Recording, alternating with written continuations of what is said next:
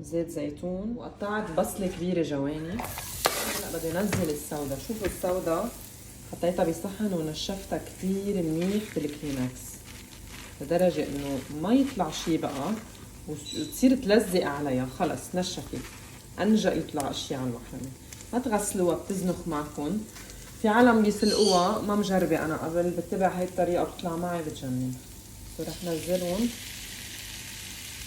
ابرش شوي خام وفوقهم هيك بالجهة الكبيرة، بيطلع كتير طيب معه، ما بيمرمر ولا شيء.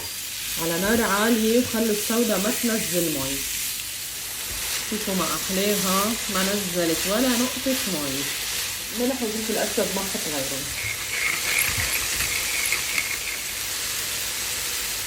هيدا بجيبه من الكارفور، انا بعبيه تعباية، بقلبه بيجي كزبرة، فلفل اسود، فلفل حلو، فلفل احمر. طعمته بتعقد بالاكل، دايما بجيبه ما بقطعه من عنده. اليوم رح احط دبس الحصرم مش دبس الرمان. بصفيها بدبس الحصرم اليوم. جد كتير طيبة، مفيدة، مليانة بالبروتين.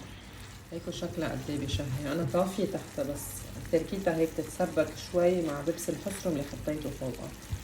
ما تحطوا بهارات، ما هي طعمة السودة حلوة تبين. وانا بحب سودة الغنم اكتر من سودة الدجاج.